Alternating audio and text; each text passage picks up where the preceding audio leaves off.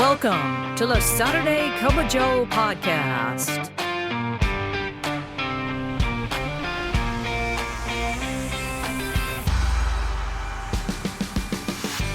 This podcast is dedicated to EAS employees of the U.S. Postal Service and members of the National Association of Postal Supervisors. So, pour yourself a cup of coffee and join us for today's episode. And now, here's your host, Robert Wakefield. Good morning, Branch 32, and good morning, Naps family. Wherever you are listening, thank you so much for being a part of the Saturday Cup of Joe podcast presented by the Nashville Post Office Credit Union. I am your president and host of this show, Robert Wakefield. That's right. Thank you so much. Thank you. Got a great show lined up for you. So let's go ahead and pour that first cup.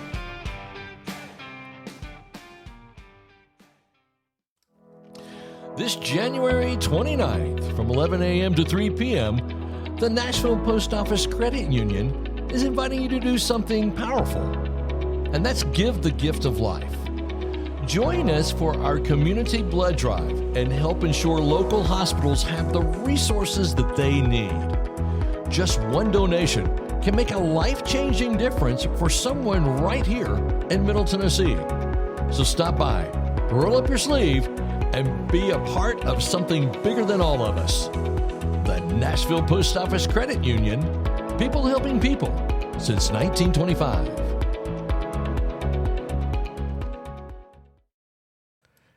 And for our first cup this morning, I wanted to bring on a good friend who's been on the program many times.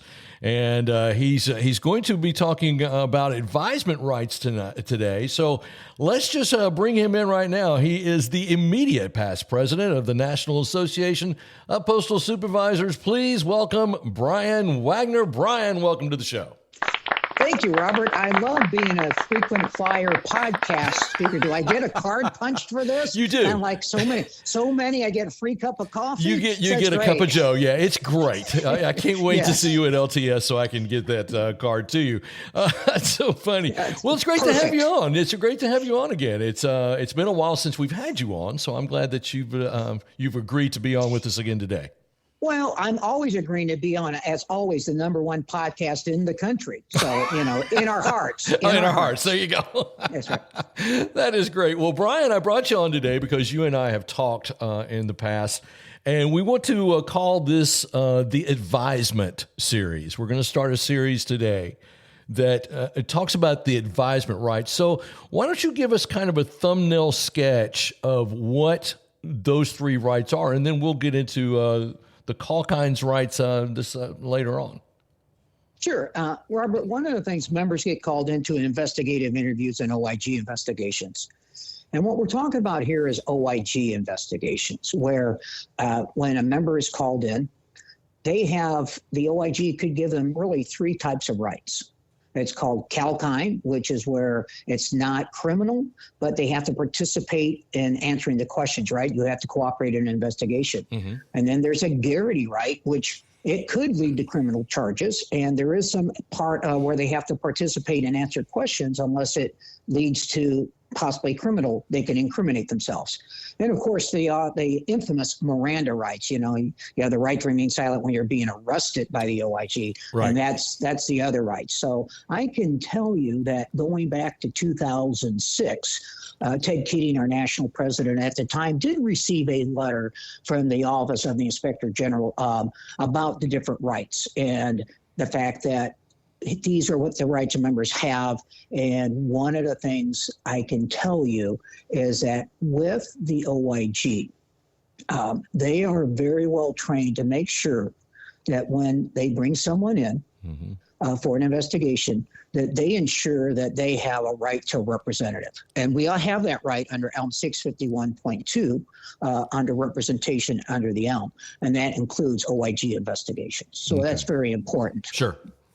All right, so that's good. So those are the three. Is it Kalkines? Is that how you say that? It's Kalkines. Kalkines. Yeah, Kalkines. Right. Kalkines, and then you have the Garrity, and then you have the Miranda. So those are what we're going to do in this this little mini series here on the advisement rights. So let's go ahead and get started with the Kalkines rights. To explain what that is and talk about that a little bit. Well, the Kalkines right is where you're called into an OIG investigation. It is not considered criminal. They will ask you questions. You have a right to have a representative. And the issue with the Kalkines is that they will give you like a form stating what your rights are. You know, and in these rights, it talks about this isn't criminal. It's more administrative. So if you were to say something that was that would get you in trouble criminally, you actually have what they call use immunity. They can't use it against you. Okay. But it's like anything in an OIG investigation or an investigative interview. You have to cooperate and answer the questions. Right. If you fail to cooperate, you could be disciplined for that. Okay. But in the Kalkines rights, it could lead to disciplinary charges up to and including removal. Okay. Now, the OIG doesn't do the removal part. They do the report, and then they would issue it to the manager, and then they would determine on whether or not they would go for removal. But what happens is you will be asked a number of specific questions, maybe concerning the performance of your duties with the post office. You actually have to answer the questions. You can't say, "Oh, I'm going to use my Fifth Amendment rights not to incriminate myself." Right. Well, so you've got to answer them, correct? Right. Okay. Right. You have to answer them. And again, you could be subject to disciplinary action, including removal or dismissal from the post office, if you fail to respond truthfully and fully to the questions. I always say, don't lie in an I&I. Do not lie in an I&I. And an OIG investigator is the same thing. I'm going to get a T-shirt for that, with a cup of coffee below there. Right? Oh, there you go. Sure. But this is what the members need to understand. When they are called into an OIG investigation, they don't know what's going to happen yet, and then the OIG will have their OIG inspectors there, and they'll issue you your rights. You sign them. You're not signing your rights away. You're just saying that they've given you your rights, and you acknowledge them. But it also says that you can't be charged if you make any statements that's criminal. Okay. Right? That you violate it. That's why you have to participate. Right. In those investigations. So is there a signal? Let's say that they don't tell you that you're in Kalkines territory, if you will. Well, is there some kind of questions that you can kind of look for or signals that they may be entering to that territory? Well, sure. When you go into an OIG investigation, you can always ask, are you free to leave? Right? Mm-hmm. And if they say no, then you don't leave. Okay, so what does that mean? Am I under arrest, Miranda? And if you say, am I under arrest? And they say no, well, basically you can't leave because you have to participate. You have to cooperate in an investigation. Okay. And you're not under arrest. So basically that's an administrative investigation. I got you. Like I said, so you'll want to ask, are you free to leave? And then what we'll talk about in this series when we get into Garrity and Miranda, what you should or should not do. Okay. So that's good stuff. Now, if I'm a NAPS representative and I'm in there with the EAS employee, what are some of the things that I need to advise the person that I'm representing? Well, like we always, when I give this training, you never go into an investigative interview or OIG investigation alone. Right. Right. It's the same process, whether it's an investigative interview with the post office or if it's an OIG investigation. Mm-hmm. You know what? You're going to ask what the charges are. You're going to be professional in your actions. You're going to answer questions truthfully. And if you don't recall, you're going to state you don't recall and ask for information that might help you remember. But do not lie in these investigations. Whether it's, again, an investigative interview with your boss or the OIG. Again, you want to make sure that you don't overtalk, You want to make sure when you're meeting with your NAPS rep prior that you have a code word so that if you're over talking, your NAPS rep can say a code word to make you stop talking. Oh, Maybe okay. you need to confer outside. That's a good idea. My middle initial is J. So if Robert, you're my rep and I'm just rambling on, think I'm going to talk myself out of trouble when I'm talking myself into more trouble, you're going to say, Brian J. Wagner. And as soon as I hear that J, I should say, okay, Robert needs me to stop talking. Right. That's a good idea. I hadn't thought of that. That's really good. Yes. I will give that credit to Jaime Elizondo, the one clap, Jaime is with the one clap. When I'm doing this training, this is always, this is a living training document, really. People have great ideas on how to represent members. And Jaime Elizondo came up with, told me about that when I was doing the training. That's a great idea. Yeah, that's a great idea. So the Kalkines rights are usually, they have to give it to you in writing, and you must answer the questions. Do I have those two things right? Right. Well, and sometimes you'll want to ask, and they may not tell you, so you want to ask, am I under arrest? Can I leave? When those things are saying, no, you're not under arrest, but no, you can't leave, but you have to stay there and answer the questions. Again, it all comes down to the ELMS 665.15, cooperation in an investigation. Right. You want to make sure, and you also want to avoid lack of candor. Oh, it's true. Which means, you need to be have unreserved, honest, sincere expression and be forthright in your answers. If you're trying to evade questions, if you're trying to be, sneaky and trying to be vague, they could say you're not cooperating. Now you have lack of candor. And that's an additional charge they could add to it. So that's not good either. Yeah. Right. You have obedience to orders, to go to an investigation, and ELM 665.3, cooperation and investigation. 665.15 is you have to follow, direction of orders, obedience to orders, because you're called in. I'm not going. Well, depending on what the advisement rights you receive depends on what action you can take next. Gotcha. Okay, so we got about a minute and a half left of this first cup. So let me ask you this question here. Let's just say that the OIG comes to your office and the person says, I want my NAPS rep, but they can't get a hold of their NAPS rep, and the OIG says, oh, we're just here to talk. What is your advice on that? My advice is you have a right for representation. Always go on with a NAPS rep, because anything can lead to discipline. They just want to talk. Anything you say, and if you don't know what your rights are, can be used against you for disciplinary charges or including removal. Or if you make a statement of doing something criminal, you could be arrested. Exactly. So do not ask for your NAPS rep and wait for them to get a hold of your NAPS rep to go before you go in. And again, the OIG, and this is in the NAPS officer's training manual, the information I shared, the OTM, says the OIG has put in additional safeguards for employees. The OIG agents have been trained to comply with all reasonable requests for union and management representation. Okay. So I'm going to tell you, most likely when the OIG is calling you in, they pretty much have their case in hand. Right. They pretty much know where they're going with this. Okay. They're just trying to maybe confirm with the person they're investigating, what they did. So that's why the use immunity, where you have to answer the questions. You may not be arrested, or it may not be criminal, but because you're given use immunity, you have to answer the questions, which could then still lead to discipline up to and including removal. Okay. All right. So that's the Kalkines rights. These are the advisement rights. It's going to be a 3-part series here on the Saturday Cup of Joe. Thank you so much Brian for being on the program today. We really appreciate it. I appreciate being on. All right. Is there like an ice cream flavor of the day you want yet? I mean, I'm all ready to go. I've been doing research. Actually, I've been doing a lot of eating. I tell you what, let's do.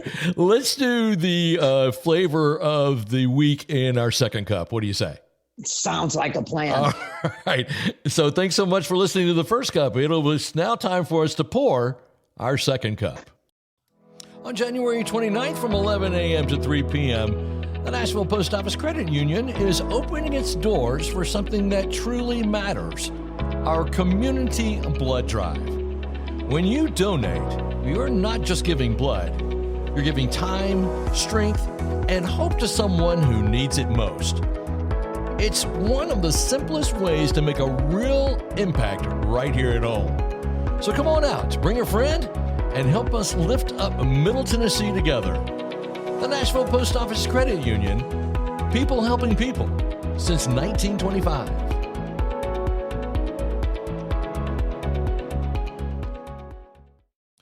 And for our second cup today, we have Brian Wagner.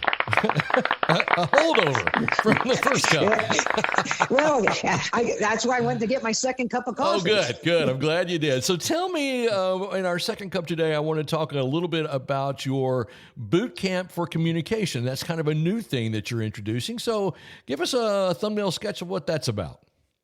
Well, Robert, thanks a lot for asking about this. I do Zoom into training for branches on various topics of representation, leadership, branch officer duties and responsibilities. And one of the things I've always worked on is making sure our members have an opportunity for career development. Maybe they want to get promoted. Mm-hmm. And in my Rotary, I know of a professional communication leadership coach. Her name is Melissa Ensminger, and I'm working with her to do what we call communication boot camp for interviewing skills. Okay. Which means she's put together a 3-part series. It's three 90-minute Zoom sessions that we have scheduled on February 3rd, 4th, and 5th, a Tuesday, Wednesday, and Thursday night from 7:30 to 9 p.m. Central Time, 7:30 p.m. to 9 p.m. Central Time.